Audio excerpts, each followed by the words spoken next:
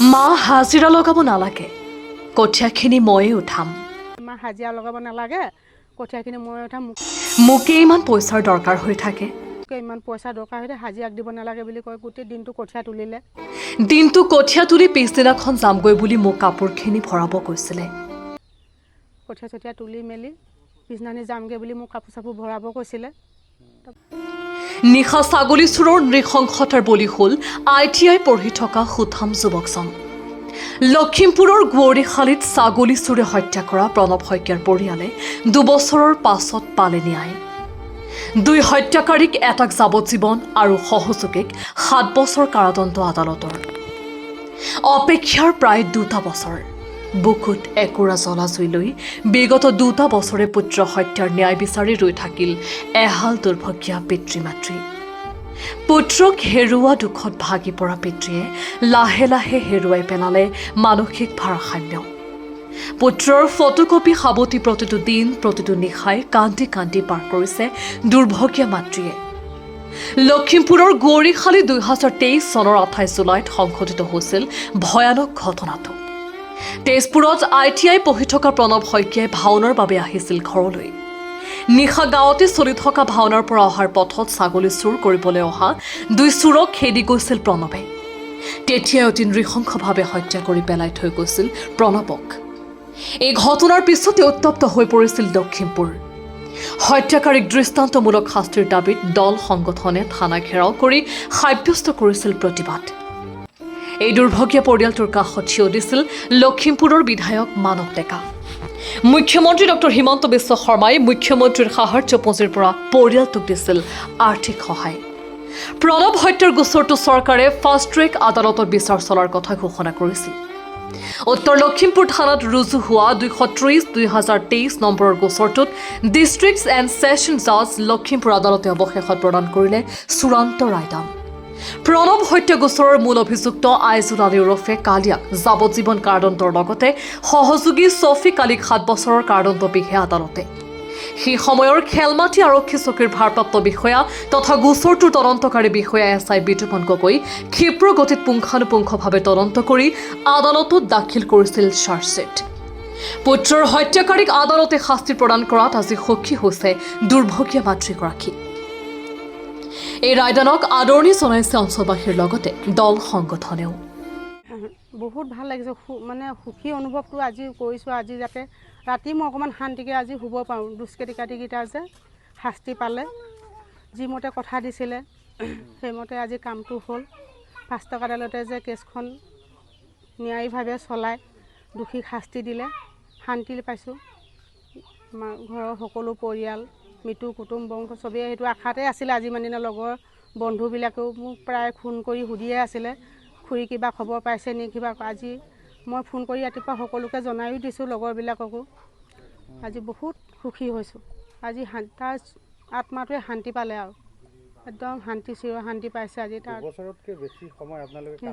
কান্দি কান্দিয়ে পাৰ কৰিছোঁ। মই তাৰ লগত যিমান কান্দিছোঁ, মই এতিয়া দেউতাকৰ লগত সিমানেই কান্দিবলগীয়া হৈছে। এটাকতো বুকুৰ পৰা হেৰুৱালোঁ। মই কেতিয়াবা দেউতাকক হেৰুৱাম নি অনুভৱ আহিছে মনলৈ। মানে মোৰ হেৰুৱালোঁ বুলিয়ে মই এক প্ৰকাৰে ভাবিয়ে লৈছোঁ নিচিনা লাগিছে আৰু ৰখাব নোৱাৰা হৈ যাওঁ। কেতিয়াবা হাৰ্টৰ প্ৰব্লেম হৈ গৈছে। দেউতাকৰ মানে কেতিয়াবা কোন সময়ত মানে কি হয় নিজে গম নাপায়। কোন সময়ত কি বিচাৰি ফুৰিব, ৰাতি ওলাই যাব। আকৌ কেতিয়াবা এই প্ৰতিকূমটো তাৰ ফটোবিলাক চবফালে দৰ্জা মাৰি লক কৰি সোমাই দিব, কোনোফালে সোমাবলৈও বাট নাই। আৰু দৰ্জা মুখতে মই আৰু কিমান বহি থাকিম ৰাতি ৰাতি। যেতিয়া মন যায় তেতিয়া ওলাই আহিব। আকৌ নহ'লে তাৰ য'ত মানে তেওঁক হেৰি কৰা হৈছিলে, তেওঁক মানে খৰি দিয়া হৈছিলে, আকৌ তেওঁ তাত ওলাই বুলি কয়, দেখি পায় বোলে। কেতিয়াবা তাতো যাব বিচাৰে, ৰাতি যায়গৈও। আকৌ মই বৌহঁতক গৈ পেলাই জগাওঁগৈ, আহকচোন ভাইকে এইফালে দৌৰি গৈছে আনোগৈ। সেই সেনেকুৱা হৈ গৈছে। ITI পঢ়ি আছিলে, ITI ইলেক্ট্ৰিচিয়ান ইঞ্জিনিয়াৰিং কৰি আছিলে। এবছৰ পাৰ হৈছিলে, 2 বছৰীয়া কোৰ্চ আছিলে। তেতিয়া ঘৰত আহিছিলে ভাওনা সময়ত। তাৰপৰা মানে বাৰিষা খেতিৰ ছিজন, তাৰপৰা মই মানে কঠীয়া তুলিব নোৱাৰা হৈছিলোঁ। মোৰ ভৰি এটা খুব তেজপুৰ গভৰ্ণমেণ্টখনতে পাইছিলে। ভৰি এটা মোক খুব বিষ হৈছিলে। সি খুব কঠীয়া তুলিব পাৰে মানে কঠীয়া। তেতিয়া মোক ক'লে, মা হাজিৰা লগাব নালাগে, কঠীয়াখিনি মই উঠা মোকে ইমান পইচা দৰকাৰ হৈছে হাজিৰাক দিব নালাগে বুলি কয় গোটেই দিনটো কঠীয়া তুলিলে কঠীয়া চঠীয়া তুলি মেলি পিছদিনাখনি যামগৈ বুলি মোক কাপোৰ চাপোৰ ভৰাব কৈছিলে তাৰপৰা এই ভাওনা সমাৰোহত আৰু ভাওনা গধূলি ভাওনা চাবলৈ মই গ'লোঁ বোৱাৰীজনীও গৈছিলে সি অকণমান পিছত যাম বুলি কৈছিলে কিন্তু গৈ নাপালে আৰু তাৰ বন্ধুজনে মোক খবৰ দিছে প্ৰণৱৰ এক্সিডেণ্ট হৈছে আপুনি আণ্টি ঘৰলৈ আহক তাৰপৰা মই নামঘৰৰ পৰা ওলাই আহিছোঁ ককায়েকে আৰু তাৰ বন্ধু এজনে স্কুটিত লৈ গৈছে একো মানে মাত বোল নাই একোৱে নাই মানে খালি আমি গাড়ী এখনত লৈ গৈছোঁ খুৰাক এজন আছিলে চাংমাই গাঁৱতে মনোজ বৰা তেওঁক লৈ গৈছোঁ গাড়ীত বহাই তাত মানে চিভিলত মৃত বুলিয়ে ঘোষণা কৰিছে আৰু তাৰ পিছৰখিনি মই ইমান গম নাপালোঁ আৰু কিন্তু Khelmati I C sir Bitupan Gogoi ছাৰে যিখিনি মোক সহায় কৰিছে তেওঁক মই বহুত বহুত ধন্যবাদ দিছোঁ বিধায়ক ডাঙৰীয়াকো মই বহুত ধন্যবাদ দিছোঁ গাঁৱৰ দল সংগঠনক গাঁৱৰ ৰাইজক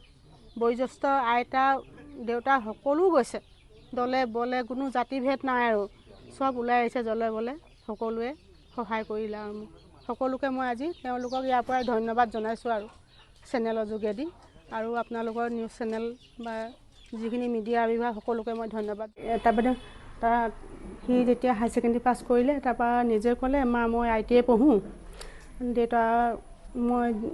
দেউতাক অকণমান মই সুখত হ'ব বিচাৰোঁ আৰু মই কষ্ট মষ্ট কৰি হ'লেও নিজে মই ITI পঢ়িব তাৰপৰা ইলেক্ট্ৰিচিয়ান পঢ়িছিলে ইঞ্জিনিয়াৰিং কৰিছিলে এবছৰ পাৰ হৈ গৈছিলেহে তাৰপৰা সেয়া অকাল মৃত্যু সাৱটিলে তাৰপৰা দেউতাকে সেইটো দুখতে মানে তাৰ বস্তু মানে পেলাব নিদিলে তাৰ এইখিনি তাৰ ডকুমেণ্টছখিনি থৈছে সেইটো সৰুতে মৰা তাৰ অকণমানি কেঁচুৱাৰ ফটো মোৰ লগত মৰা এইখিনি তাৰ কিতাপ আই কাৰ্ডৰ পৰা ধৰি তাৰ মোবাইলটো এইখিনি তাৰ ইউনিফৰ্ম ITI কলেজৰ তাৰ হাত ভাগিছিলে যেতিয়া এইখনো বাপেকে আনি সুমুৱাই ধুনীয়াকৈ থৈছিলে হাতত দুখ পাইছিলে তেতিয়া লখিমপুৰ মেট্ৰিক পাছ কৰিছিলে নেশ্যনেল একাডেমি লখিমপুৰ নেশ্যনেল একাডেমিৰ পৰা সেইখিনিও তাৰ থৈ দিয়া হৈছে এইবোৰকে সোমাই পেলাই বাপেকে এইবোৰকে কৈ ইয়াতে বহিব কান্দিব ভাত পানীও নাখায়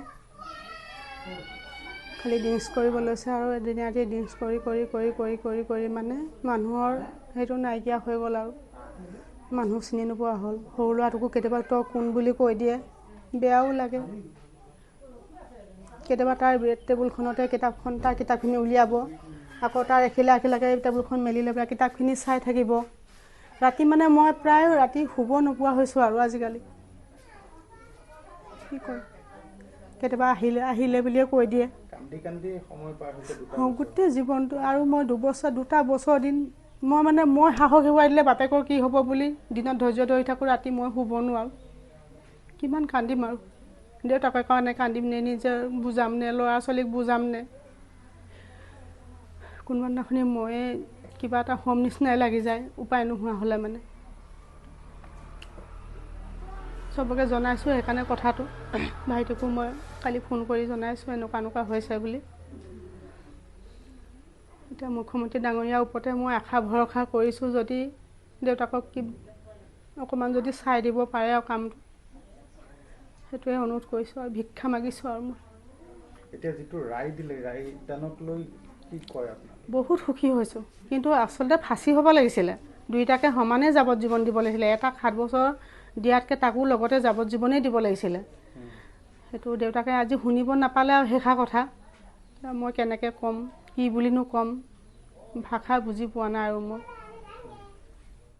আমি অসমীয়া যুৱ মঞ্চই গাঁৱৰ ৰাইজক লৈ আমি যথেষ্ট আন্দোলন কৰিছিলোঁ তাৰপিছত আজি 2 বছৰৰ পিছত হ'লেও যে প্ৰণৱজ্যোতি শইকীয়াৰ আপোনাৰ হত্যাকাৰী যি আপোনাৰ কালিয়া যি মাষ্টাৰমাইণ্ড কালিয়া তাক যাৱজ্জীৱন কাৰাদণ্ড হৈছে তাৰ আৰু যিটো তাৰ সহযোগী তাৰ ভাগৰ আপোনাৰ 7 বছৰ কাৰাদণ্ড হৈছে তো অলপ হ'লেও শান্তি লাগিছে কিন্তু আমি আচলতে ফাঁচি বিচাৰিছিলোঁ অসমীয়া যুৱ মঞ্চই বিচাৰিছিলোঁ যে সেই মাষ্টাৰমাইণ্ড কালিয়া আৰু আপোনাৰ সহযোগী সিহঁতৰ দুটা কিন্তু ফাঁচিহে আমি বিচাৰিছিলোঁ কিন্তু যি কি নহওক অলপ হ'লেও ভাল লাগিছে যে যাৱজ্জীৱন কাৰাদণ্ড 7 বছৰ জেল দিছে আৰু এটা কথা আপোনাৰ দুটা ছাগলী চোৰে আহি উঠি অহা প্ৰণৱজ্যোতি শইকীয়া যি ITI পঢ়ি আছিলে তেজপুৰত তাক সানি খুচি হত্যা কৰিছিলে আজি তেখেতৰ চবতছে দুখৰ বিষয় তেখেতৰ দেউতাকে আজি মানসিক ভাৰসাম্যতা হেৰুৱাই আপুনি ৰিহেব চেণ্টাৰত আছেগৈ কাৰণ পুত্ৰক হেৰুৱাই মানুহজন পগলা নিচিনা হৈ গ'ল। আজি য'তে দেখে প্ৰণৱজ্যোতিকে দেখি থাকে আজি তেখেতক ৰিহাব চেণ্টাৰত থ'ব লগা হৈছে। তাতকৈ দুখৰ কথা নাই।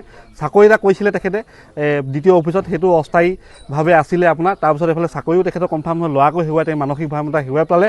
আৰু এটা কথা, এনেকুৱা ঘটনা যাতে অসমত আৰু নঘটক তাৰ বাবে আমি চৰকাৰক অনুৰোধ জনাইছোঁ। আৰু এই ক্ষেত্ৰত কিন্তু এটা কথা শলাগ ল'বই লাগিব আপুনি, আমাৰ খেলমাৰী থানাৰ তেতিয়াৰ আইঅ' বিতুপন গগৈ আৰু সদৰ থানাৰ অ' চি তুলমণি দুৱৰা, আৰু বিশেষকৈ ধন্যবাদ জনাব বিচাৰিছোঁ লখিমপুৰৰ বিধায়ক মানৱ ডেকা ডাঙৰীয়া। তেখেতে আহি মেলি ইয়াত, আৰু আমাৰ জয়ন্ত মল্লভ ডাঙৰীয়াও আহিছিলে মন্ত্ৰী, তেওঁলোকে ইয়াত আহি পিনি যি ফাষ্ট ট্ৰেকৰ আদালতৰ যোগেদি যি বিচাৰ প্ৰক্ৰিয়া কৰিছে তেওঁলোকক ধন্যবাদ জনাইছোঁ। আৰু এনেকুৱা ঘটনা যাতে দুনাই যাতে নঘটে তাৰ প্ৰতি চৰকাৰে যাতে গুৰুত্ব দিয়ে আমি দাবী জনাইছোঁ। মোৰ সেইটো ভাই ল'ৰা ভতিজা ল'ৰাই হয়, কিন্তু মৰাৰ কাৰণে আমাৰ বহুত দুখ লাগিছে। দুখৰ বিনিময়ত আজি যিটো শুনিবলৈ পাইছোঁ দোষী শাস্তি হৈছে, সেই শাস্তি হোৱাৰ কাৰণে আমি বহুত সুখী হৈছোঁ। তেওঁবিলাকক যদি জীৱনভৰ জেল দিছে, কিন্তু দিয়া হ'লে ফাঁচি দিয়া হ'লে আমি ভাল পালোঁহেঁতেন।